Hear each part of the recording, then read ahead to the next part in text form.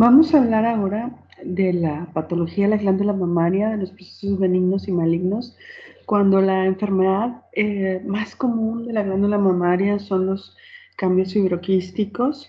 El tumor benigno más común es fibroadenoma y los tumores malignos más comunes, pues es el número uno, el adenocarcinoma ductal, que casi siempre lo encontramos en forma de adenocarcinoma ductal infiltrante, no tanto como un carcinoma in situ. Y la otra forma maligna más común, que es el carcinoma lobulillar. También vamos a hablar de los marcadores moleculares, más que nada desde el punto de vista de inmunohistoquímica, porque son los que marcan el tratamiento.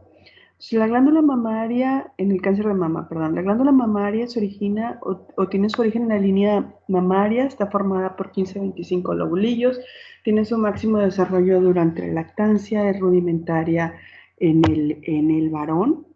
En el varón los principales conductos están detrás del pezón, por eso es donde podemos ver en la zona retroareolar el cáncer. Y lo que también es cierto es que en el varón es rudimentaria y no puede producir leche. Histológicamente está compuesta por un estroma denso y está caracterizada por células que se disponen formando esas luces glandulares que tienen dos componentes celulares, el componente epitelial y hacia abajo son las células claras como cúbicas que se conocen como células mioepiteliales. Si ustedes ven esa imagen, semeja mucho a la próstata, nada más que en la próstata en lugar de llamarse mioepiteliales se llaman basales. Cuando una mujer tiene un cáncer ductal, original en esos conductos, se pierden las células mioepiteliales y lo que se vuelve maligno es el componente epitelial. Entonces, es similar a lo que dijimos una vez en próstata o la situación en próstata, que quiero decir que si tenemos dudas que si esto es un cáncer o no, vamos a buscar esas células que se ven más claras, que son las células mioepiteliales, que esas están presentes en las lesiones benignas. Entonces podemos decir, por ejemplo, que en los conductos terminales y en la unidad lobulillar podemos hablar de quistes, de adenosis esclerosante, de papiloma ductal, de hiperplasia típica, de adenocarcinomas ductales, de carcinomas lobulillares. Eh, en el estroma lobular que pueden ver ahí hablamos del origen del fibroadenoma, del tumor filodes, que también van de la mano con una proliferación epitelial, es una combinación estroma y epitelios. Eh, la siguiente forma, bueno, vemos parte de lo que es pezón y areola, el músculo liso, a nivel de los conductos grandes y senos galactóforos, que están generalmente por detrás del pezón, podemos observar la ectasia ductal, el absceso suprareolar, el papiloma ductal solitario o la enfermedad de Payet. Eh, en el estroma interlobulillar podemos, la paciente puede presentar necrosis grasa, lipoma, tumor fibroso, fibromatosis, sarcoma, y pues vemos después lo que es la imagen, el músculo pectoral y la pared costal y lo que son las costillas. Entonces, la patología de la glándula mamaria inflamatoria, mastitis, absceso, necrosis grasa, ectasia ductal. Antes la llamábamos enfermedad fibroquística, actualmente la debemos de llamar cambios fibroquísticos. Los tumores benignos, que decíamos que el más común es fibroadenoma, el otro es el tumor filodes, y los tumores malignos, que son carcinomas, desde carcinomas in situ hasta carcinomas invasores, de la variante ductal y lobulillar. La mastitis es la inflamación de la glándula mamaria, puede verse en la lactancia secundaria Staphylococcus aureus. Puede verse una mastitis periductal con metaplasia escamosa, una forma granulomatosa que es idiopática la mayoría de las veces, secundaria a la ruptura de un conducto, pero que también puede ser asociada a tuberculosis, sarcoidosis o granulomatosis de Wegener, una enfermedad autoinmune. Las ectasias ductales es una secreción espesa que se ve alrededor de los 50 años, que produce una dilatación de los conductos por detrás del pezón y que puede tener una secreción con sangre, por lo cual pudo haber sido confundida con simular un cáncer. La necrosis grasa, que puede ser secundaria a un traumatismo y que da la imagen por clínica y radiológica de un cáncer. Entonces, la mastitis aguda ocurre durante el primer mes de la lactancia, el agente causal es Staphylococcus aureus. En la clínica, vean esa mama, es una mama eritematosa, se ve roja, Si usted la palpa será dolorosa, tendrá aumento de la temperatura local, la paciente puede tener fiebre, generalmente responde adecuadamente a lo que son los antibióticos, se presenta más o menos entre el 5 y al máximo el 15% de las mujeres primigestas y en un 3% de las mismas puede formar una colección de necrosis colicoactiva y polimorfonucleares, es decir, formar un absceso. El cuadro clínico, ya lo decíamos, es una mujer que está lactando, que tiene fiebre, que tiene una glándula mamaria con ligera induración, con hipersensibilidad, dolorosa, eritematosa, con aumento de temperatura local, que puede tener edema, que puede tener fiebre, que puede tener una adenopatía axilar reactiva y que en ocasiones puede tener la salida de una secreción purulenta a través del pezón. De los agentes causales por la lactancia, que es de las más comunes, pues es Staphylococcus aureus. También se ha asociado a algún streptococo y a Staphylococcus epidermidis. En la forma no lactante también estafilococo, enterococo, streptococo y por cuestiones de heridas cutáneas, pues aureus o inclusive hongos, pero el más común que vemos es la neonatal, la de la lactancia, la de aureus.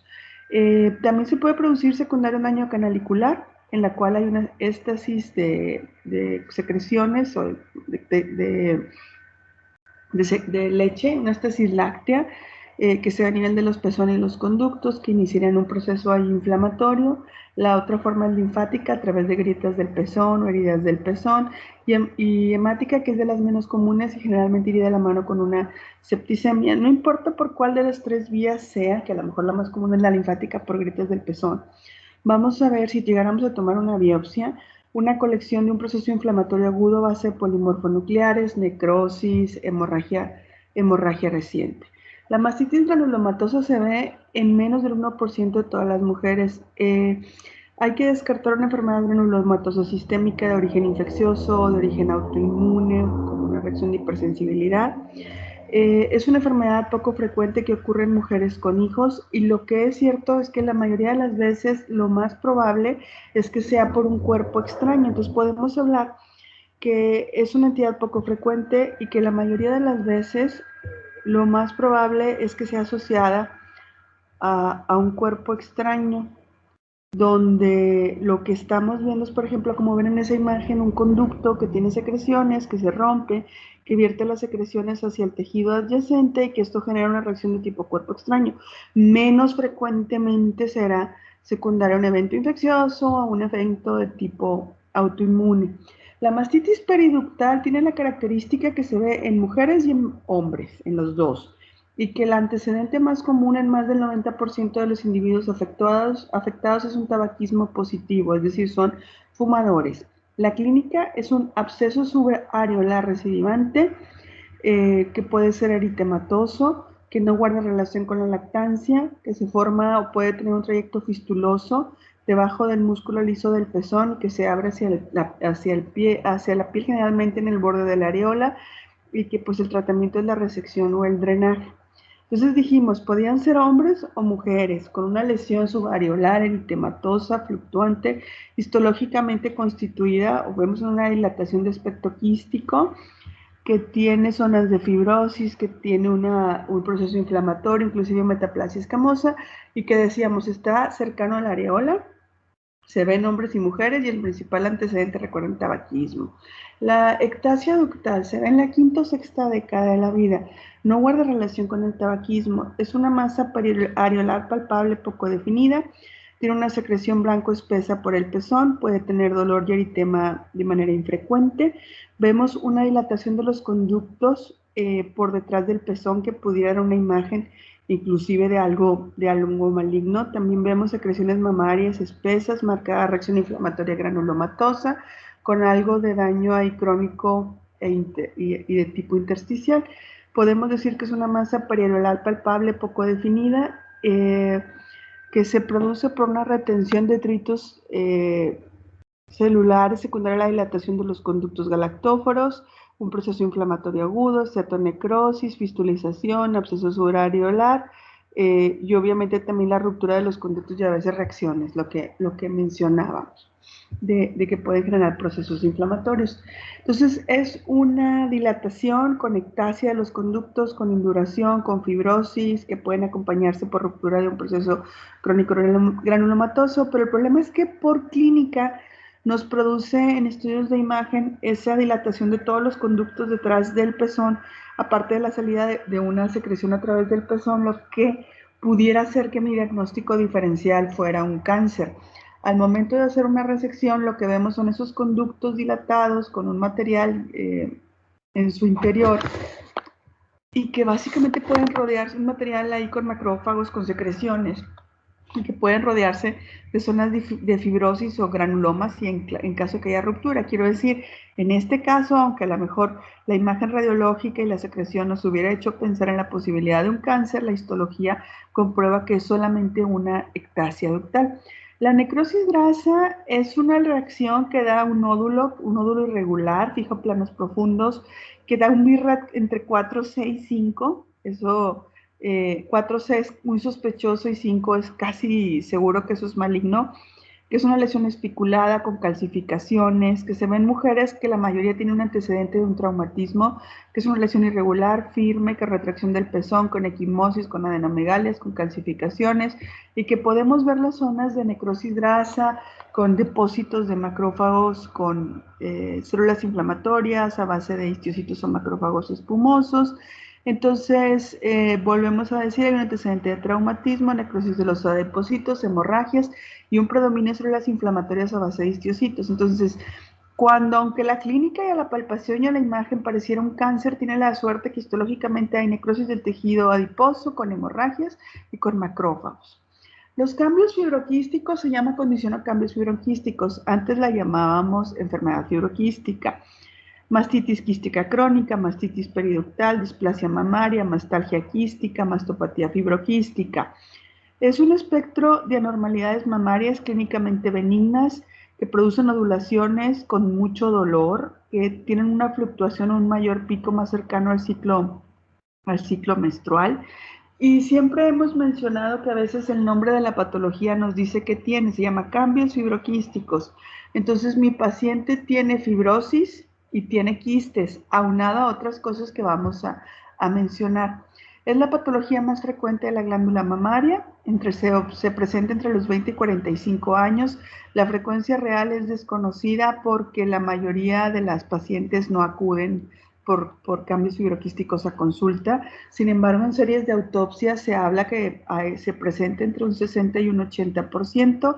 La etiopatogenia es un desequilibrio hormonal. Los anticonceptivos orales eh, disminuyen el riesgo. Entonces, enfermedad fibroquística, lo que vamos a ver es fibrosis, conductos quísticos, otras cosas que se le suman es metaplasia apócrina, adenosis no esclerosante e hiperplasia leve.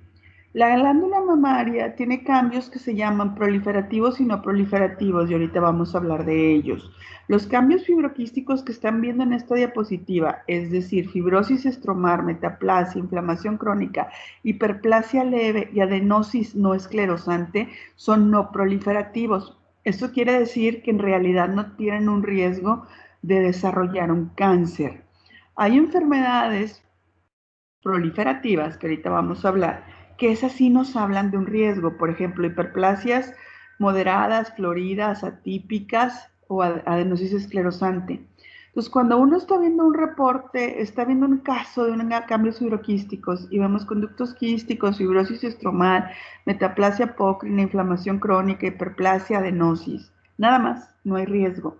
Si llegáramos a ver que la adenosis no es una adenosis, por decirlo de alguna manera tradicional, es una adenosis esclerosante, se los tenemos que mencionar porque el hecho de que sea adenosis esclerosante le incrementa el riesgo, no todos los cambios que ven ahí. Entonces pondríamos, por ejemplo, en el reporte, cambios fibroquísticos con adenosis esclerosante, porque les estamos diciendo, ¿tiene adenosis esclerosante? No, no nos preocupan los cambios fibroquísticos, nos preocupa lo que le suma de riesgo la adenosis esclerosante. Entonces, histológicamente decíamos, tiene quistes como ese que están observando que se ve de color azul. En la histología son quistes, ese cambio de células acidófilas es la metaplasia apócrina, la fibrosis, la adenosis, esos son los cambios comunes. El problema es, por ejemplo, las dos imágenes de abajo, una hiperplasia florida, una hiperplasia con atipia, un carcinoma in situ, donde esos cambios ya les incrementan el riesgo. La mayoría de las veces lo que vemos son esos espacios, como ven ahí, fibrosos, con quistes, con los cambios apócrinos que están viendo abajo, a lo mejor una hiperplasia leve. Entonces decíamos, puede haber cambios no proliferativos. Los cambios fibroquísticos no proliferativos, como la fibrosis, los quistes, la adenosis, la hiperplasia leve, la metaplasia apócrina, que eran los cambios que veíamos en una de las diapositivas anteriores, no tienen la característica que estos cambios no se consideran precancerosos o no se consideran que incrementen el riesgo. Si existe algo que no lo incrementa, como siempre que les digo algo en patología, pues tiene que haber algo que lo incremente. Y lo que lo incrementa se llaman cambios proliferativos. Los cambios proliferativos entran la hiperplasia florida, las hiperplasias atípicas, los carcinomas in situ, la adenosis esclerosante, la papilomatosis, que todos estos cambios son cambios que sí aumentan el riesgo. Entonces, estos son cambios proliferativos. Los primeros dicen sin riesgo. Esto es la enfermedad los cambios fibroquísticos como tal que decíamos que no tiene riesgo. Vuelvo a decir, metaplasia apócrina, quistes, adenosis, hiperplasia leve. Riesgo bajo, que es 2 veces el riesgo. Las hiperplasias de moderadas a floridas, la adenosis esclerosante y los papilomas. Riesgo moderado, hasta 5 veces el riesgo de desarrollar un cáncer, en comparación con las que no lo presentan. Hiperplasia ductal y lobulillar, pero fíjense, son hiperplasias atípicas. Entonces, no importa si es ductal o lobulillar, es atípico. Y el riesgo alto, que se va hasta 10 veces el riesgo, es un carcinoma in situ, o un carcinoma ductal, o un carcinoma lobulillar, o los dos. Entonces, si tienes solamente los cambios de enfermedad fibroquística, no tiene riesgo. El problema es, vuelvo a decir, empiecen a ver si tiene hiperplasia moderada, adenosis esclerosante, hiperplasia atípica, carcinomas in situ. Entonces tenemos que ponerles cambios fibroquísticos con hiperplasia moderada o con adenosis esclerosante. Y fíjense cómo el riesgo de sin riesgo se va a 2. Y si yo dijera con hiperplasia ductal atípico, cambios fibroquísticos con hiperplasia ductal atípica, de sin riesgo se va moderada. Lo que lo está haciendo cambiar es eso. Y eso es lo que hablábamos de los cambios proliferativos. Esos que ven ahí son cambios proliferativos. Los que están encerrados son los que no tienen riesgo y son los clásicos de los cambios fibroquísticos. Entonces, lesiones no proliferativas sin riesgos. Los quistes con metaplasia apócrina, la fibrosis, la adenosis simple, las hiperplasias leve. Los quistes se forman por una dilatación y estiramiento de los lobulillos que pueden confluir y pueden formar quistes mayores. Los quistes no abiertos contienen un líquido semitranslúcido que por examen macroscópico da esa imagen como azul o pardo. Histológicamente están revestidos por un epitelio atrófico con células apócrinas metaplásicas, tienen un citoplasma eosinófilo, pueden tener esos cambios de tipo metaplasia apócrina, vuelvo a decir acidófilo. Las proyecciones papilares y las calcificaciones en general son comunes. Ahí están viendo en la imagen superior el quiste azul, que estos no nos ponen en riesgo. La fibrosis, vean ahí hay espacios quísticos y zonas blancas de fibrosis. Comúnmente los quistes se rompen y liberan el material hacia el estroma. Obviamente va a haber un proceso inflamatorio crónico que va a ir con fibrosis y que pues va a darle a la mama esa firmeza que se tiene. La adenosis, una adenosis es un aumento en el número de acinos por lobulillo. El ejemplo fisiológico más común de adenosis es la mama durante el embarazo. En la mujer no embarazada, los acinos con frecuencia están agrandados por alguna adenosis que se llama ductal roma, que generalmente es un cambio focal. Pero para cuestiones prácticas es empezar a ver un mayor número de acinos, que sin embargo, si se fijan, la luz está bien conservada, no hay tejido fibrótico entre ellos que las esté como cerrando. Por eso esto es una adenosis que no, la adenosis no está distorsionada. Y eso es muy importante porque esta es una adenosis no esclerosante, entonces esta adenosis no tiene riesgo. Es una zonas, vuelvo a decir, zonas de fibrosis, los quistes azules, los cambios apócrinos, fibrosis, adenosis y los quistes. Lesiones proliferativas variables. La hiperplasia epitelial. Cuando la hiperplasia epitelial se define como un aumento en el número de capas, ¿verdad? Cuando menos tiene dos capas y preserva las células mioepiteliales. Cuando es una hiperplasia leve, no hay riesgo. El riesgo es cuando empieza a ser moderada, florida o atípica, pero fuera de ahí no hay riesgo. La hiperplasia, la adenosis esclerosante. Les decíamos, las hiperplasias sí tenemos cuidado, sobre todo en las que comentábamos que pueden ver ahí, ¿no? Epitelial, moderada o florida. La adenosis esclerosante se ve alrededor de, o inicia alrededor de los 30 años. Macroscópicamente es una lesión de consistencia cartilaginosa mal definida, puede acompañarse obviamente de cambios fibroquísticos, es un cambio fibroquístico proliferativo, este sí tiene riesgo. Vemos la proliferación de conductos pequeños y células mioepiteliales que pueden estar rodeadas por un estroma que hace que los asesinos se vean irregulares y que a veces, en ocasiones, pudiera ser que para el patólogo un diagnóstico diferencial fuera a descartar un cáncer. Por histología, ¿no? No quiere decir que lo sea, pero pudiera ser similar o confundido, ¿no? En ocasiones, no siempre. Son acinos dilatados que están comprimidos en la porción central, tienen células mioepiteliales prominentes y tienen pérdida de su arquitectura. Aquí hay muchos acinos, se ven como hay fibrosis, pero están distorsionados. A diferencia de la adenosis, que no es esclerosante, donde se ven redondos completamente los acinos, aquí se ven irregulares porque están fibrosados. Esa es la importancia que la distingamos, porque la adenosis esclerosante sí les incrementa el riesgo, a veces se puede acompañar de calcificaciones. Entonces decíamos, la adenosis entra del riesgo bajo, pero pues lo presenta no tenerlo. La cicatriz radiada es una lesión esclerosante. Es una lesión que puede dar un aspecto estrellado con un nido central de glándulas con un aspecto hialinizado. Por imagen puede parecer un BRAF5, por eso a veces parece un cáncer en la mamografía. Y en la histología, para suerte de la paciente, pues vemos zonas extensas de fibrosis, con conductos esclerosados, irregulares, atrapados en un estroma hialinizado, que da un aspecto complejo, que tiene células mioepiteliales y que esto pues no es maligno, el problema es que da una imagen. La hiperplasia ductal de moderada florida. La hiperplasia ductal decimos que era cuando había cuando menos dos o más capas celulares, ¿verdad? Que empiezan a proliferar las células epiteliales. La moderada florida, estamos hablando de más de 4 capas. Leves son 2, o sea, la capa epitelial y otra. Más de 4 en adelante, eso es de moderado a florido, dependiendo de otros cambios de arquitectura. Eso es importante decirlos porque las hiperplasias de moderada a florida, vean, el riesgo bajo. Riesgo moderado, hiperplasias ductales y lobulillares, lo único importante aquí a recalcar es que son atípicas.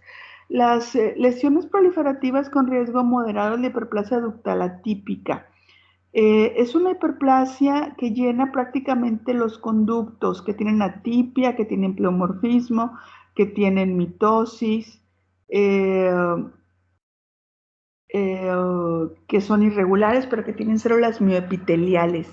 A veces mi diagnóstico diferencial a lo mejor no está completamente en la totalidad del conducto o no están, las luces todavía están, decimos nosotros, bien formadas, no rígidas, pero a veces si tengo duda voy a buscar las mioepiteliales y voy a buscar las configuraciones, ¿no? Para saber si esto pudiera ser un cáncer o no, pero es una hiperplasia que está casi llenando el conducto, que tiene atipia, que tiene pleomorfismo, que tiene conservadas las células mioepiteliales.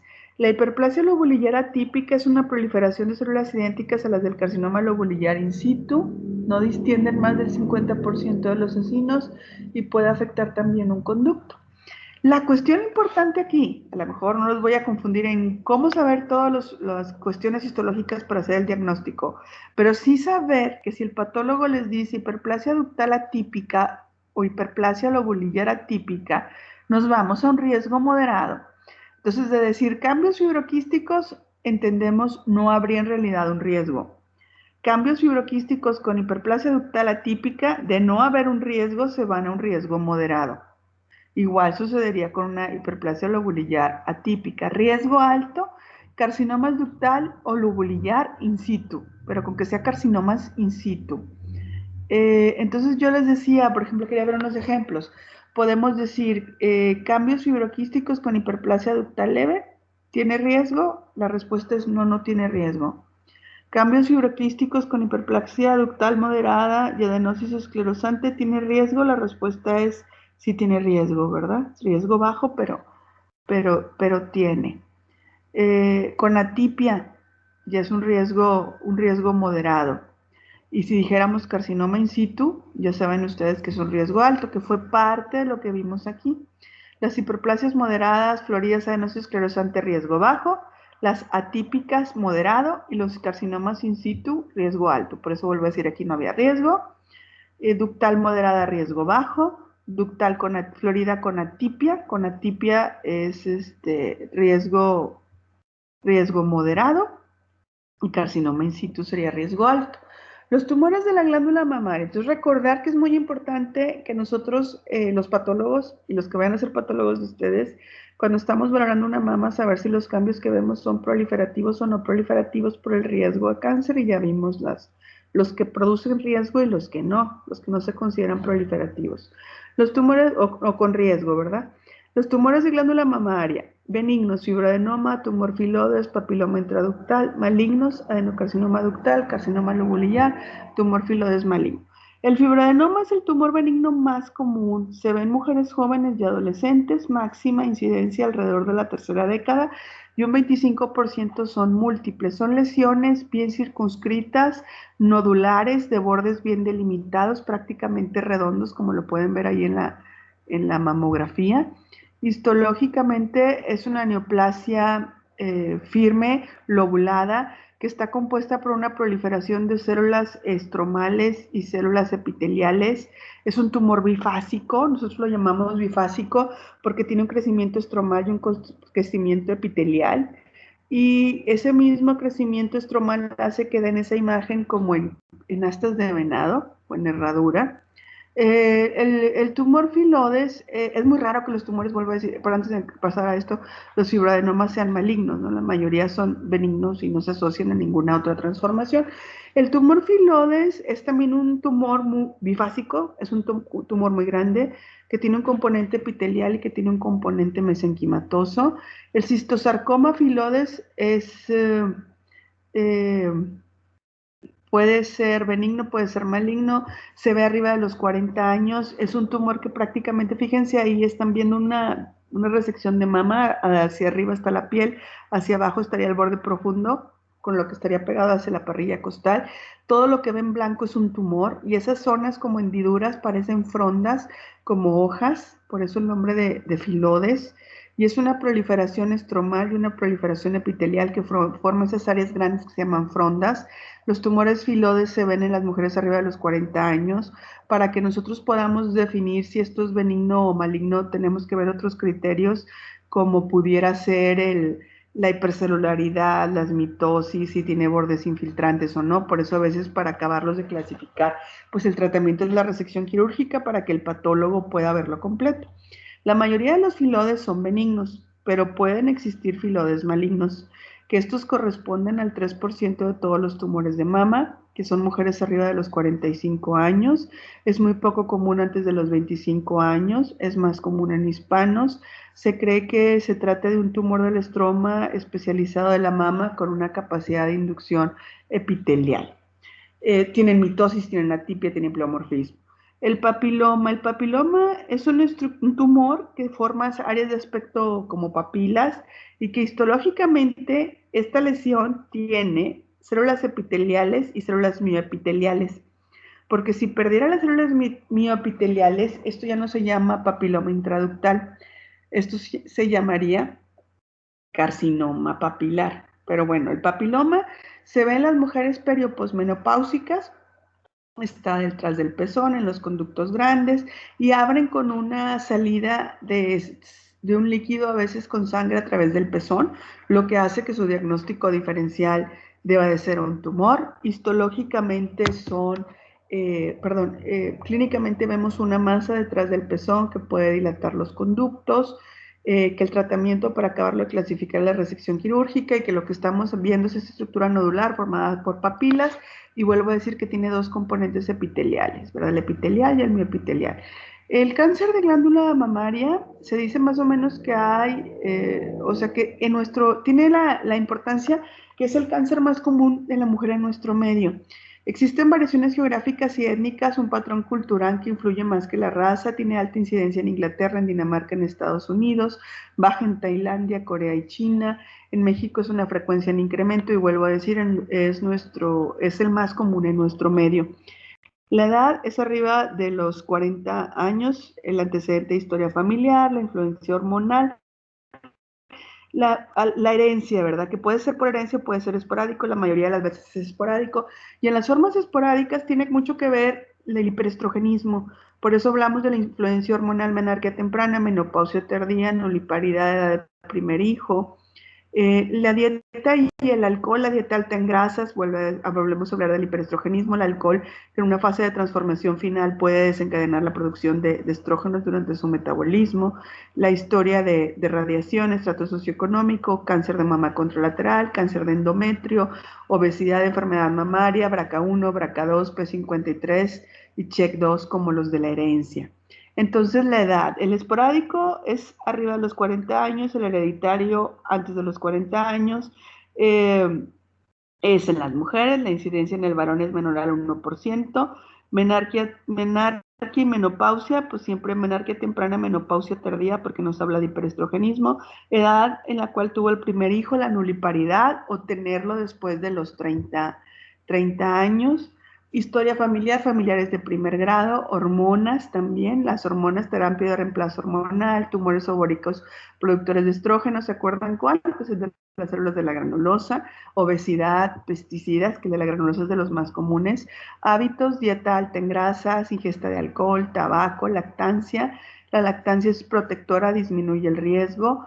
Glándulas mamarias de alta densidad tienen mayor riesgo, radiación antecedente, exposición a radiación también incrementa el riesgo, y desde el punto de vista histológico, las lesiones proliferativas que ustedes ya vieron ahorita muy bien, adenosis esclerosante, hiperplasia moderada y florida, hiperplasias atípicas, carcinomas in situ, que dijimos que son de las que les podían incrementar el riesgo.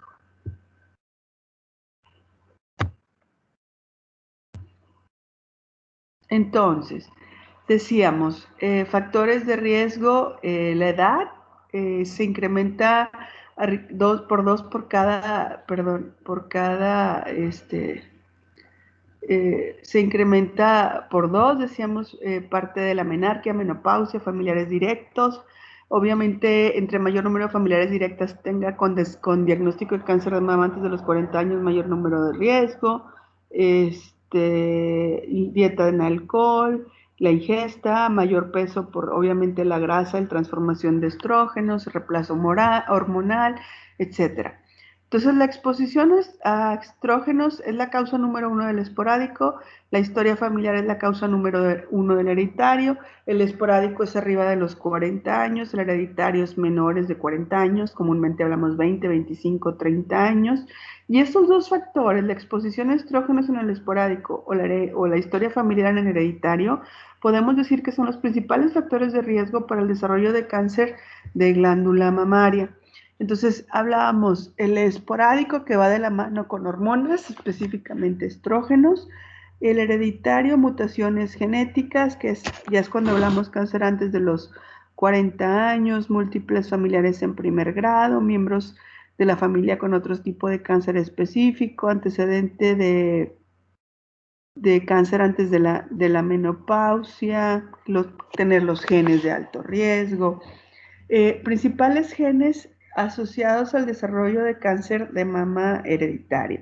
BRCA1, BRCA2, P53 y CHEK2. Básicamente esos cuatro son de los que más vemos, y ahorita iremos hablando de algunas características. BRCA1, su función es regular la transcripción, reparar el DNA y encargarse de lo que es la ubiquitina. El riesgo de cáncer cuando se tiene mutación en el BRCA1 es entre el 40 y 90%. Se ve en un porcentaje alto del cáncer de mama heredado. Tiene cáncer de ovario, cáncer en la mama masculina. Puede tener también cáncer de próstata, de páncreas, de oviducto. Es un gen supresor tumoral con bueno, ya lo hablábamos ahorita, ¿no? Es un gen de supresión tumoral. Las características de los BRCA1 es que tienden a ser tumores muy agresivos y tienden a ser tumores que son los triples negativos. El otro es el BRCA2, que el BRCA2 también es el de los más frecuentemente heredados, que se asocia a cáncer de ovario, cáncer de mama, de próstata, de páncreas, melanoma, estómago, vesícula biliar. Produce generalmente mutaciones en las cuales muchas de las veces los cánceres pueden ser luminales B o luminales A, sobre todo cuando estamos hablando de la herencia. Todos estos tienen que ver con la herencia. Todos estos de los que estoy hablando, estamos ante una mujer que tiene menos de 40 años y tiene cáncer de mama. Aquí es cuando estos entran en función. Acuérdense, son genes supresores, BRCA1 y BRCA2. La herencia es dominante, el patrón de activación es recesivo, y eso es algo de lo que ya también hemos mencionado. El P53 también se puede asociar al desarrollo de cáncer de mama, se asocia al Ifraumeni, puede tener sarcomas, leucemias, tumores encefálicos, carcinoma. También se ha asociado al desarrollo en formas esporádicas, y ahorita vamos a hablar de en formas esporádicas a qué se ve el P53, pero bueno, también se ve por línea germinal. El CHEK2 es menos común, puede aumentar el riesgo a cáncer de mama y se ha asociado a que pueden tener cáncer de próstata, de tiroides, de riñón, de colon. Es de los menos comunes, los más comunes es BRCA1 y BRCA2. Entonces, genes en el cáncer de mama hereditario. P53, PT-encoding, los del Peutz-Jeghers y más frecuentemente BRCA1, BRCA2, CHEK2 y obviamente P53. Pero bueno, quiere decir que hay otros que son muy raros, pero también lo pudieran llegar a ser, ¿no? Básicamente BRCA1 y 2, CHEK2, P53 también lo decíamos, pero pues el Lifraumeni, PT-encoding y los del Peutz-Jeghers, el LKB1, STK1, que son menos comunes, pero pues también se describen. Entonces, lo más común del cáncer de mama es el esporádico. El esporádico son las mujeres arriba de los 40 años, que van de la mano con una exposición hormonal, que van a producir cambios en los receptores, aunados a un cambio en el DNA, y que las hormonas se van a comportar como factores de crecimiento y que me van a ayudar a la división celular. La otra forma va de la mano con alteraciones en los genes supresores y desarrollo por herencia de un cáncer a edades más temprano. Aquí acuérdense que es como todo lo que hemos estado mencionando en los tumores. Cuando un tumor está presente 10, 15 o 20 años antes de la edad que lo esperábamos, pensar en herencia. Entonces, yo no voy a pensar en herencia si la mujer tiene 45, si tiene 50. Si tienes 20, sí, tengo que empezar a buscar los BRCA. Es un tumor firme, fijo, único, que puede tener, que es más, es más común en el cuadrante superior externo, que puede tener cambios cutáneos como retracción, edema, piel de naranja, payed, ulceración, adenomegalias axilares, secreción por el pezón, que es raro, pero puede verse en una fase avanzada, y un 10% pueden abrir con una manifestación de metástasis. Entonces tiene esa imagen que ven en la porción superior, que es lo que les llaman en piel de cáscara de naranja, que se produce por una infiltración de todos los vasos sanguíneos y linfáticos a nivel de la piel. Puede estar ulcerado, puede tener retracción del pezón. El diagnóstico, el examen clínico, la mamografía, la toma de biopsia, que ahora más que VAF debe ser una toma de biopsia. Y esto lo aclaro porque, bueno, ahí estamos viendo una VAF de un adenocarcinoma, pero lo importante de la toma de biopsia es que vamos a hacer estudios moleculares y estudios de inmunistoquímica, y eso a veces no es tan factible en la VAF. Y si queremos tener tejido aparte para no molestar a la paciente, pues lo idóneo es hacer un truco, una biopsia incisional. En ocasiones se puede complementar esto con una con una BTO para ver si esto es un tumor. Idóneamente, antes de que la mujer entre a cirugía, debemos de tener la confirmación del tumor, ¿eh? Porque obviamente, imagínense una mujer que le dicen, la vamos a someter a cirugía y si la BTO es de un tumor, le vamos a quitar la mama. Puede ser muy traumante, entonces mejor que ella ya sepa y que también el cirujano sepa cómo va a abordar esa situación. Por eso les menciono que la BTO más que nada confirmatoria, no tanto diagnóstica, ya que se tenga un diagnóstico por un truco, por una biopsia incisional, ya que el cirujano sepa cómo va a abordar ese caso. La mamografía, que es como deberíamos iniciar. BIRAT 4, que es sospechoso, BIRAT 5, que es casi seguro. La mamografía, cuando menos, encuentra tumores arriba de 5 milímetros. Entonces, eso es importante porque la mamografía debe ser anual. Son tumores irregulares, como pueden ver en la imagen inferior, espiculados. Eso es un BIRAT 5 que forma como una estrella que puede tener calcificaciones irregulares. La resonancia magnética no lo usamos, ya saben, bueno, voy a abrir un paréntesis, no lo usamos de rutina. La rutina en el estudio de mama es si la mujer tiene arriba de 40 años, es mamografía, tomosíntesis y eco. Si tiene antecedente de cáncer de mama en su familia, esporádico o hereditario, y tiene 35 años, desde esa edad tenemos que empezar a hacer mamografía y eco. Y tiene menos de 40 años, solamente eco. Y si tiene antecedente de cáncer hereditario y es muy joven, 25, 20, 30 años, un método que podemos utilizar, porque la mamografía no nos va a dar no va a ser tanta utilidad por las diferentes densidades, cómo va cambiando la mama, ¿verdad? Que es más, a lo mejor tiene más bien, más cambios hacia los 40 años en comparación de una mama de una mujer de 20. Entonces, a los 20 años tiene un tejido muy joven que a lo mejor no va a servir tanto la mamografía para buscar lesiones. Lo que hacemos sobre todo si tiene herencia es una resonancia. Entonces, no lo usamos en general. Se recomiendan en pacientes que sabemos que tiene una herencia muy importante, que es una mujer joven o que tuvo un cáncer de mama contralateral y lo queremos evaluar. Entonces decimos la resonancia magnética para tamizaje de cáncer de mama en casos de herencia en mujeres muy jóvenes. Lifraumen y Couden, BRCA1, BRCA2, historia familiar de cáncer de mama en una mujer joven con algo sospechoso, que a lo mejor cáncer de mama no hereditario, pero si es hereditario tenemos que pensar en la resonancia. Antecedentes de un cáncer de mama contralateral. Entonces la resonancia tiene factores muy, muy específicos, sobre todo, por ejemplo, a lo mejor de los que vuelvo a decir, de los que más se pueden utilizar son mujeres muy jóvenes antes de los 40 años con antecedente de cáncer heredofamiliar. Entonces ahí sí vamos a utilizar la resonancia. Eso es una BTO, se recibe en fresco, se hace un raspado, terminaríamos un corte y hacemos el diagnóstico. Localización. 50% se ve en el cuadrante superior externo, 15% cuadrante superior interno, 10% cuadrante inferior externo, 5% cuadrante inferior interno, 17% central, 3% difuso, masivo focal. ¿Por qué es en el cuadrante superior externo? Bueno, pues no hay una respuesta. Lo que sí es que algunos han hecho estudios y han demostrado que en el cuadrante superior externo es el sitio de la mama donde más tejido mamario hay. Porque si ustedes recuerdan, la mama está compuesta de tejido mamario y de grasa.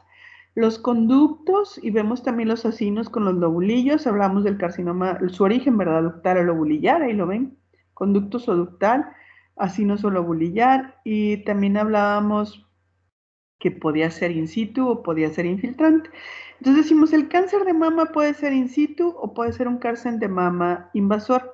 El cáncer de mama in situ puede ser lobulillar y ductal. El cáncer de mama invasor puede ser lobulillar invasor, ductal infiltrante y con tipo especial. Actualmente en la nueva clasificación se nos pide que al ductal infiltrante le digamos sin tipo especial. Yo siempre le pongo adenocarcinoma ductal carcinoma ductal infiltrante sin tipo especial, entre paréntesis, para que no haya confusión, adenocarcinoma ductal infiltrante, porque eso es algo que se acaba de pedir hace relativamente poco tiempo. Y dentro de los que sí tienen patrones especiales son el papilar, el mucinoso, el micropapilar, el tubular. Entonces, esos sí reciben el nombre de patrón especial. Decíamos, hay carcinomas in situ, ductales y lobulillares, hay carcinomas invasores, otra vez lobulillares e infiltrantes. El infiltral les decía, carcinoma ductal infiltrante les decía yo que lo llamamos sin patrón especial porque existen las formas de patrón especial que ahorita lo comentamos. El carcinoma ductal in situ es una proliferación de células epiteliales malignas que está limitada a los conductos, que no rompe la membrana basal, que son asintomáticos, que pudiera ser que la imagen que me dieran en una mamografía son calcificaciones, que es uno de los factores de riesgo más altos. ¿Se acuerdan que decíamos riesgo alto para el desarrollo de un cáncer invasor? Y que si yo tengo duda voy a buscar las células mioepiteliales usando una citoceratina, generalmente la citoceratina 903, que aquí prácticamente están ausentes. Desde el punto de vista histológico hay patrones y hay grado, no los voy a confundir, pero hay sólido, cribiforme, papilar, comedo, micropapilar de alto y bajo grado, etcétera, pero son patrones que vemos. Por la histología es una lesión irregular con calcificaciones irregulares. Entonces, esos que están viendo son los diferentes patrones, un patrón cribiforme del lado derecho, ese que tiene una necrosis central se llama comedo, el del lado izquierdo superior. Se llama comedo porque cuando uno lo secciona sale un material amarillo como los comedones, la piel, por eso se llama necrosis tipo comedo. Pero todos tienen grados, entonces formaba parte de lo que mencionábamos en esta diapositiva, ¿no? De los diferentes subtipos histológicos, inclusive hay grados, pero bueno, quiero que sepan que es un carcinoma papilar, micropapilar, etc. El adenocarcinoma ductal infiltrante, acuérdense que el in situ conserva la membrana, no tiene miopiteliales, pero no rompe membrana. El adenocarcinoma ductal infiltrante es la forma más común. Las células epiteliales malignas forman estructuras glandulares que se disponen en nidos y cordones que infiltran la lámina propia y se extienden al tejido mamario. En la mamografía presenta nódulos irregulares de bordes mal definidos, espiculados con calcificaciones, que dan esta imagen como si fuera una estrella y que es lo que conocemos como BIRAT5. Aquí están viendo una sección de mama. La tinta china negra marca la unión de la mama con la parrilla costal, es el borde profundo. Tiene esa masa irregular, espiculada, blanca. Vean inclusive en la imagen superior derecha cómo infiltra lo que es la piel. Vemos en la que tienen del lado izquierdo superior, vean como rayos, como lo que se ve como los picos de la estrella. Histológicamente es una neoplasia maligna que forma glándulas de una sola capa epitelial. Perdió las miopiteliales, que eso es algo que también ya les había comentado, y que está infiltrando el estroma, que tiene atipia, que tiene pleomorfismo, que tiene alteraciones. Entonces, esto es un carcinoma invasivo. El más común es el ductal, que ahora les digo que lo llamamos carcinoma, carcinoma invasivo sin tipo especial. Ese es el más común. Pero existen obviamente los especiales como el metaplásico, que tiene a veces un componente escamoso maligno u otro subtipo histológico, el medular, el tubular, el mucinoso. Pero el que van a ver la mayoría de las veces es el ductal infiltrante, ese es el más común en más del 90%. El carcinoma medular es una masa irregular que tiene células muy atípicas, pero tiene un componente inflamatorio linfocítico muy importante. No se gradúa porque si lo graduáramos, las células parecieran ser muy agresivas, pero cuando vemos esas masas con zonas de linfocitos, no se gradúan, vuelvo a decir, porque aunque por histología pareciera una neoplasia muy agresiva, el medular tiene muy buen pronóstico. El mucinoso que están viendo ahí con lagos de moco, el tubular, metaplásico con zonas escamosas malignas, que estos son todos los que hablábamos de los patrones especiales, que el metaplásico es el más agresivo. El carcinoma lobulillar in situ es una proliferación de células lobulillares pequeñas, monótonas, que no infiltran la membrana. Los carcinomas lobulillares tienen alteraciones de la decaderina, es un hallazgo incidental, no presenta masas o mericocalcificaciones, puede ser bilateral y puede ser multicéntrico. El problema que tenemos con los carcinomas lobulillares in situ y con los carcinomas lobulares invasores es que no dan una imagen radiológica clásica como lo hace el ductal, y que en la mayoría de las ocasiones pueden ser hasta bilaterales. Entonces, son una proliferación de células malignas a nivel de los lobulillos que están sueltas porque tienen daño en esa caderina, que están formando esa infiltración, inclusive a veces, fíjense como la del lado derecho se dice que pueden parecer células plasmáticas y a veces hasta anillo de sello. Y de las complicaciones que tiene, como tiene daño en la decaderina o de lo que puede predisponer como tiene daño en la decaderina y produce una neoplasia de células malignas que están sueltas, es que también les puede producir como complicación un cáncer de estómago. ¿Se acuerdan cuál? Pues el de células en anillo de sello. El carcinoma lobular importante, bueno, sí es importante, infiltrante, es el 10% de las neoplasias malignas de la glándula mamaria. Son células tumorales malignas, infiltrantes, no cohesivas, a menudo que dan una imagen de células en anillo de sello, que se disponen en filas de formación, que no se observan en las mamografías, que puede ser un hallazgo, que por lo común no forman masas tumorales, que 10 y 20% es bilateral y multicéntrico, tienen pérdida del gen CDH1. Los pacientes con mutaciones heterocigóticas de la caderina o CDH1 por línea germinal tienen riesgo de desarrollo de cáncer gástrico de células en anillo de sello. Y esa es la filas de formación, ¿verdad? Que se pone una célula y luego otra. Es una neoplasia que infiltra de forma en células aisladas. O sea, el cáncer son células aisladas. Cada una de esas células que ven con un núcleo, ese núcleo es cada una es una célula maligna, no está formando glándulas. Y vean los del lado derecho cómo lo que hace es ponerse como líneas, como tren, como líneas de formación. Esa es un carcinoma lobular. Les digo que antes decíamos filas indias, pero en uno de los últimos congresos hubo una manifestación ahí que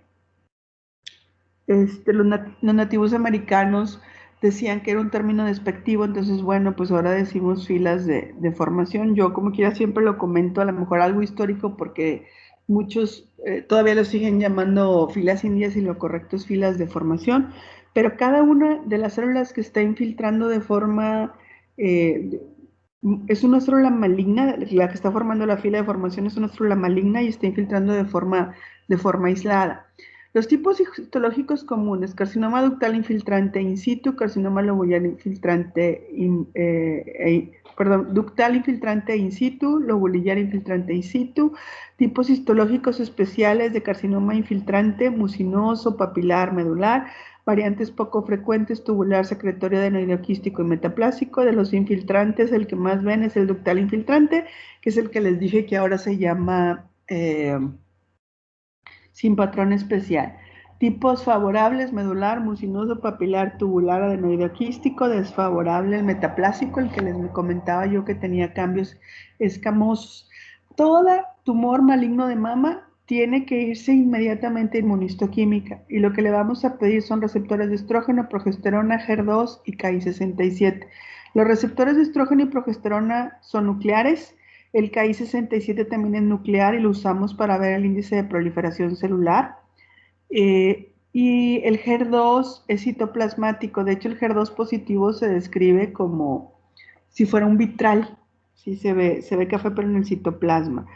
Todos los tumores necesitamos hacer el índice de proliferación, necesitamos hacerle los receptores y los marcadores. El índice de proliferación es con el Ki67. Un Ki67 bajo es menos del 14%. Un Ki67 alto es más del 14%. A mayor índice de proliferación, mayor agresividad, aunque esto a veces es poco reproducible porque pues es algo que hacemos de manera subjetiva, contamos los patólogos. La otra cosa es lo que va a suceder con el HER2 y con lo que va a suceder con los receptores de estrógenos y progesterona. Lo mejor que le pudiera pasar a una paciente es tener un Ki67 bajo con un HER2 negativo y receptores de estrógeno y progesterona positivo. Eso es un luminal A. Pero también puede ser que tenga receptores de estrógeno y progesterona positivo con un HER2 negativo, y ahorita lo vamos a ver todo eso, y tenga un Ki alto, y ese es un luminal B. Lo más grave es tener todo negativo, y eso se llama triple negativo.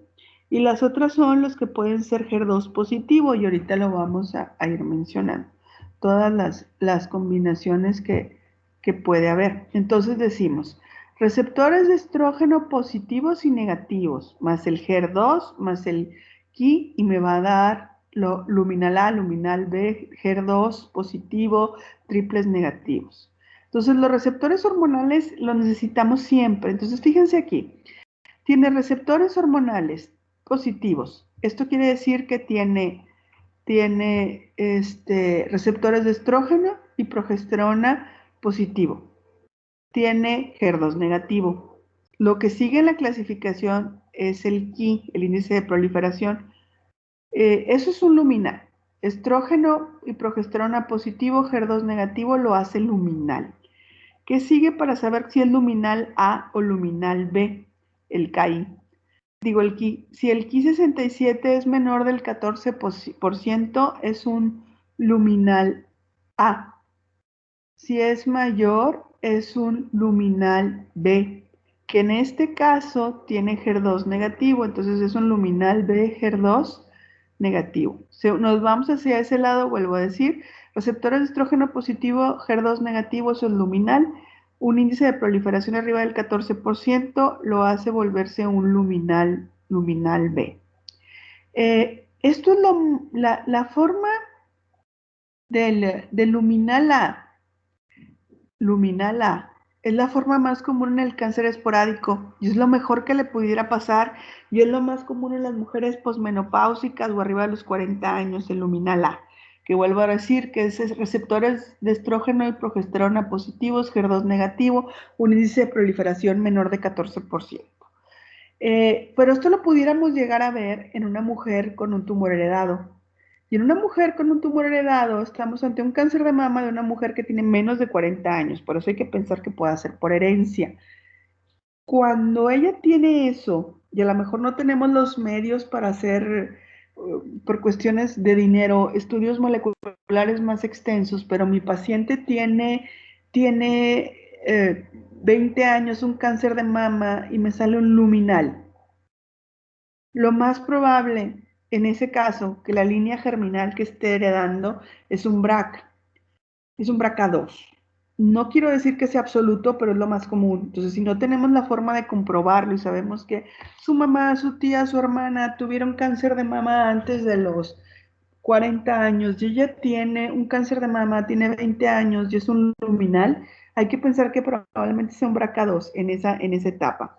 También se han visto asociados a ganancias del cromosoma 1Q, a pérdida del cromosoma 16 o a mutaciones activadoras en general. Entonces son lo que estuvimos hablando ahorita de los luminales A y B. Entonces, los receptores de estrógeno positivo y HER2 negativo es la vía más común del cáncer de mama. Se ve entre el 50 y 65%. Es el subtipo molecular más común en las mujeres con BRCA2. Receptores de estrógeno positivo y HER2 NEW negativo con escasa proliferación representan la mayor parte del cáncer esporádico de varones o sea, el cáncer de posmenopáusicas y también de varones. Eh, el de alta proliferación, o sea, un luminal B, son mutaciones BRCA por línea germinal. Entonces decíamos, si tiene una mujer menor de 20 años que tiene un luminal, lo más probable puede ser así, pero lo más probable es que sea luminal B. Pero el hecho que tenga un luminal nos habla que la línea de herencia es un BRCA. Entonces, luminal A de proliferación baja, lobulillar, tubular, mucinoso, son mujeres y varones, puede tener metástasis a huesos en el 70%, a vísceras el 25%, a encéfalo el 10%, puede tener recaídas tardías con una sobrevida de 10 años, inclusive con metástasis, respuesta a quimioterapia menor del 10%, y la respuesta realmente es a quimioterapia, pero de antihormonales. Luminal B es una proliferación alta, ¿recuerdan la proliferación arriba del 14%? Es un lobulillar mal diferenciado, portadores de la mutación BRCA2, tiene metástasis a hueso en el 80%, a vísceras el 30%, encéfalo es intermedio y una respuesta a quimioterapia también alrededor del 10%.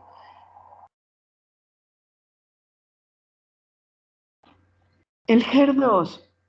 El HER2 es un gen localizado en el cromosoma 17 que produce una proteína de superficie de membrana que ayuda a las células a su crecimiento, división y reparación.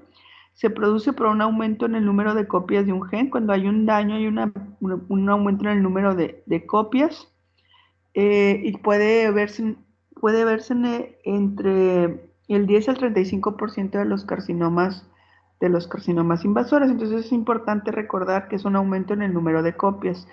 El HER2 es un receptor de la membrana de la familia del HER. Tiene una actividad tirosincinasa de dominio intracelular, causa activación de cascadas de señalización intracelular que combinan con la proliferación celular. La amplificación se ve en unos pacientes con cáncer de mama, lo vuelve más agresiva y obviamente lo tenemos que saber porque aunque es más agresiva hay un tratamiento anti-HER2. Entonces le da más agresividad a la enfermedad de ser HER2 positivo. La buena noticia es que hay un tratamiento. La amplificación del HER.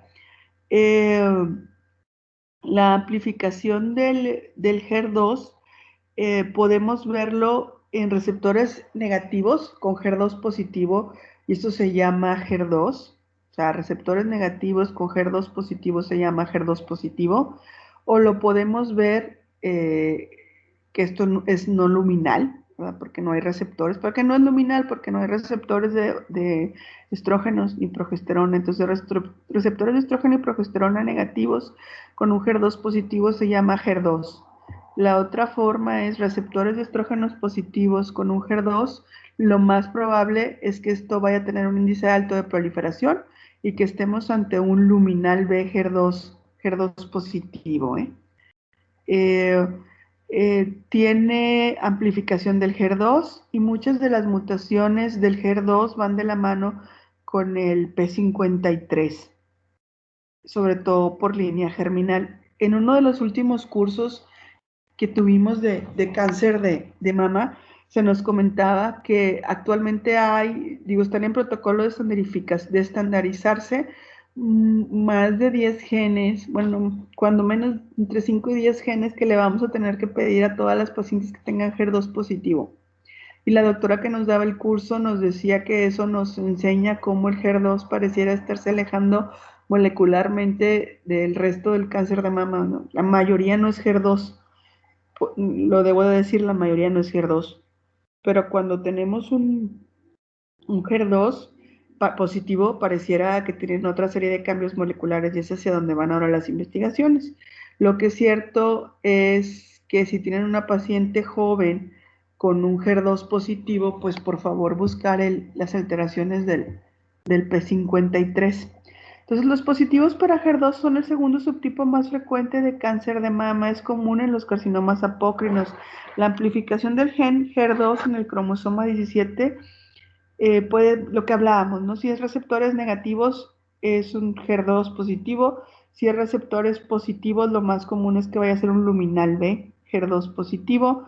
Si es una mujer joven con un HER2 positivo, valoren que tenga su línea germinal sea el P53. Tiene mujeres jóvenes de raza blanca, patrón de recaída temprana en la sobrevida 10 años, si la paciente ya llegara a tener metástasis. Entonces, positivo para HER2, positivo o negativo para receptores, o sea, puede ser luminal o no luminal. Se ve en el 20%, comúnmente histológicamente hablando son tumores apócrinos, mujeres jóvenes, raza no blanca, portadores de mutación no blanca, mutación, portador de mutación P53, positivo para estrógenos. Tiene metástasis a hueso, a vísceras, a encéfalo, recaídas precoces, la sobrevida a 10 años es infrecuente. Tiene respuesta a quimioterapia, receptores positivos para estrógeno 15%, negativos para estrógeno mayor del 30%. Entonces, nosotros tenemos que valorar la positividad, que decíamos que la positividad se ve en el citoplasma y me da una imagen como de un vitral. Lo positivo es lo que dice Tres Cruces, que es el vitral clásico. Ahí no hay duda. Ahí hay una amplificación y tiene mayor número de copias de un gen. Si tiene el 0 o el 1 es negativo o lo consideramos negativo. Si tiene 2, no lo sé. Si tiene 3, tiene el HER dañado. Pero si tiene el 2, no lo sé. Entonces, si tiene el 2, no lo sé. Es indeterminado. si tiene el 3 no tengo duda. Entonces, ¿qué hay que hacer con el HER2? Hay que hacerle un FISH cuando es 2 cruces. Y los buscamos la ampliación en el número de genes. Entonces, podemos decir, ahí cuando son 2 cruces en inmuno, como no lo sé, me voy a ir a FISH. Y en el FISH podemos decir que puede haber HER2 negativos por FISH, y esto sería negativo, o HER2 positivos por FISH, y esto corroboraría que esto tiene una alteración en el HER2. Entonces, cuando tenemos duda, porque son 2 cruces, nos vamos a ir a FISH. Entonces decíamos, con el 1, no, 0 y 1 no hay problema, con el 3 es positivo, con el 2 no sé, con el 2 hay que irse a FISH, y vuelvo a decir que puede ser positivo y que puede ser negativo, y si el FISH lo comprueba, decimos es un HER2 positivo por FISH. Me comprobó ese 2 cruces que era indeterminado, si llega a ser positivo por FISH, me lo comprobó el FISH. Entonces puede ser lo más grave que pudiera pasar, ser receptores de estrógeno y progesterona negativos, ser HER2 negativo, y esto se llama triple negativo. Triple negativo hay 2 formas. El triple negativo en una mujer menor de 40 años, una mujer de 20 años con un tumor de mama triple negativo, el gen que más probablemente esté recibiendo es BRCA1. Vuelvo a decir, no es lo idóneo quedarnos aquí, pero si no tenemos otra forma de comprobarlo, lo más frecuente es que las mujeres jóvenes con cáncer heredado que tengan triples negativos es BRCA1, que esto es lo más agresivo y lamentablemente la presentación más habitual en los de herencia. Y en las mujeres mayores con triples negativos, el que se ha visto frecuentemente es P53. Entonces el negativo para receptores de estrógeno y negativo para HER2, estrógeno, progesterona y HER2. Es una vía distinta a los cambios mediados por los receptores de estrógeno, estrógeno, progesterona y amplificación del HER2, tipo basal, triple negativo, 15% de todas las neoplasias malignas de mama, tipo más frecuente en las mutaciones en la línea germinal BRCA1, mujeres jóvenes premenopáusicas, mujeres afroamericanas y la sobrevida a 5 años. Entonces, recordar, en la forma esporádica más común P53, en la forma de herencia triple negativo pensar en un BRCA1. El negativo para receptores de estrógeno, progesterona y HER2 tiene una frecuencia del 15%. Se ha visto en formas medulares, adenoidea quística, secretora, metaplásica. Son mujeres jóvenes portadoras de la mutación BRCA1, mujeres hispanas y afroamericanas. Puede tener metástasis a hueso, a vísceras, a encéfalo, recaídas precoces, sobrevida menor a 5 años, y la respuesta a quimioterapia es menor del 30%. Entonces, todo esto es lo que estuvimos comentando. El luminal A con receptores de estrógeno y progesterona, HER2 negativo, índice de proliferación bajo, es el que tiene mejor pronóstico, es el de las mujeres, dijimos, posmenopáusicas o arriba de los 40 años, y si es una mujer joven, probablemente pueda ser un BRCA2, sobre todo si es un luminal B. El luminal B tiene lo mismo, receptores de estrógeno, progesterona positivos, HER2 negativo y un índice de proliferación alto. Puede haber un luminal B que sea receptores de estrógeno, progesterona positivo, KI alto y HER2, y eso es un luminal B HER2. El basal o el triple negativo, que es el más agresivo, que dijimos todo es negativo, estrógeno, progesterona y HER2, tiene un KI generalmente alto, y que son mujeres, que si son mujeres que tienen menos de 40 años, la herencia es un BRCA1, si son mujeres más mayores o de forma esporádica es un P53, y el HER2, que la herencia, si es una mujer joven que tiene HER2 positivo, busquen el P53, y que decíamos que actualmente después pues vamos a hablar de una serie de más genes, ¿no? Que se asocian. Es parte de lo que estuvimos mencionando. Todos estos cambios genéticos nos dan una nueva forma de clasificación, y ya lo hablábamos ahorita, el luminal A, luminal B, que el luminal A es el mejor pronóstico, es el más común, el luminal B es el que podemos ver casi siempre con HER2, y el más grave, lo que hablábamos del triple negativo y lo que veíamos del HER2. Los factores pronósticos, el tipo histológico, el grado histológico, el tipo histológico, por ejemplo, hablábamos que el medular tiene muy buen pronóstico, grado histológico, grado de diferenciación, entre más poco diferenciado, más agresivo, márgenes de resección, invasión angiolinfática, tamaño del tumor, receptores de estrógeno y progesterona, el número de genes, oncogenes, angiogénesis, enzimas, si se acompaña o no de un componente in situ para ver qué tan extensa es la lesión. La enfermedad de Payet es un cáncer de mama, es una lesión maligna del pezón, puede ser primaria o secundaria, la mayoría de las veces es una extensión de un cáncer de mama hacia el pezón, entonces si tenemos un Payet estamos obligados a hacer una mamografía y ver cómo está el resto de la mama, porque lo más probable es que sea una extensión de un cáncer hacia la piel del pezón. Se ven en 1 al 4%, es una erupción eritematosa unilateral con descamación y costra, son células malignas que se extienden a través del sistema ductal al pezón, puede ser primario, vuelvo a decir, lamentablemente la mayoría de las veces es una extensión de un tumor que ya está en mama. Sin embargo, vuelvo a decir, el 50-60% de las mujeres con una enfermedad de Payet tienen un carcinoma infiltrante y el pronóstico pues depende del tipo de carcinoma. Entonces es una neoplasia maligna que está en la piel del pezón, que puede ser primaria o que puede ser más comúnmente, como ven en esa imagen, una diseminación de un carcinoma ductal. Es una lesión en pezón, con una úlcera en pezón, que tiene histológicamente células malignas dentro de lo que es la epidermis y que tenemos que hacer tinciones para ver si esto es primario o si es una metástasis. La otra cosa es, aparte de las tinciones, pues obviamente el clínico tiene que hacer una mamografía. El carcinoma inflamatorio presenta una extensa invasión y proliferación. El carcinoma inflamatorio es un carcinoma que por clínica ha parecido una mastitis y que cuando no cede y se decide realizar una muestra, una biopsia, porque no ha tenido respuesta a los antiinflamatorios y a los antibióticos, se observa una lesión que está a nivel de los vasos sanguíneos y linfáticos en la piel de la mama, que produce la tumefacción y con lesiones da un aspecto inflamatorio. Es una mama eritematosa con engrosamiento de la piel, que puede ser confundido con una mastitis y que a veces decíamos complica su diagnóstico o hace que sea más tardado el diagnóstico. La mayoría tienen metástasis a distancia al momento del diagnóstico. La sobrevida a 3 años es del 3 al 10%. Estos tumores suelen ser de alto grado, no pertenecen a ningún subtipo específico. Es una mama que parecía una mastitis, como comentábamos, así como ven en esa imagen, irregular, y que histológicamente, como pueden ver en la imagen del lado izquierdo inferior, estamos viendo unas células neoplásicas que están en el interior de los sanguíneos y linfáticos. La diseminación de todo el cáncer de mama, primer punto, es un carcinoma severo a los ganglios linfáticos regionales, casi siempre axila. Después se puede ir a pulmón, a hígado, hueso, suprarrenal, cerebro, ovario, ojo, ovario, sobre todo lobulillar. Acuérdense que el cáncer de mama en una etapa avanzada, lo hemos comentado, no solamente se va a ir por vía linfática, también lo va a hacer por vía hematógena. Por eso hablábamos, ¿se acuerdan que el cáncer más común en pulmón, en pleura, en hígado metastásico, en cerebro de una mujer, pues es mama?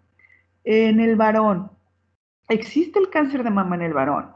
20-60% más frecuente en síndrome de Klinefelter, mismos factores de riesgo que la mujer, diagnóstico en etapas avanzadas. También se asocia a, al desarrollo, a los BRCAs, lo que también comentábamos al iniciar la clase, la glándula mamaria del varón es más rudimentaria. La mayoría de las veces los conductos están casi siempre o el mayor tejido detrás del pezón. Son varones que aunque tengan el cáncer heredado no lo tienen tan joven como las mujeres, la mayoría lo tienen entre los 60 y 70 años.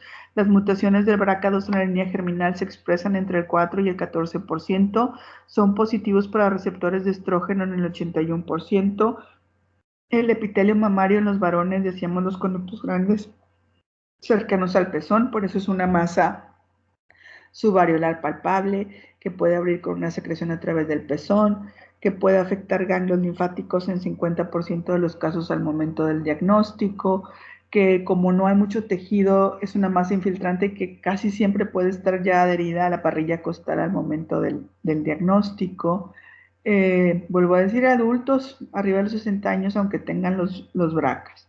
que es el BRCA2. Ginecomastia. La ginecomastia es un aumento de volumen en la glándula mamaria masculina que va de la mano con un desequilibrio entre estrógenos y andrógenos. Puede ser fisiológica, secundaria a cirrosis hepática, hipertiroidismo, falla renal crónica, hipogonadismo, drogas, sobre todo esteroides anabólicos, alcohol, marihuana, heroína, digital, simetirina, antidepresivos tricíclicos, pues pueden producir desequilibrios hormonales y ginecomastia. E histológicamente lo que vemos es una proliferación del estroma que oblitera los conductos y que da ese aumento de volumen en la mama. Se ha asociado a síndrome de Klinefelter, tumores celulares de Leydig, carcinoma pulmonar, como causas que puedan producir ginecomastia. Y el tratamiento de la ginecomastia depende obviamente de la cuestión estética y pues es quirúrgico. Entonces, eso es lo común.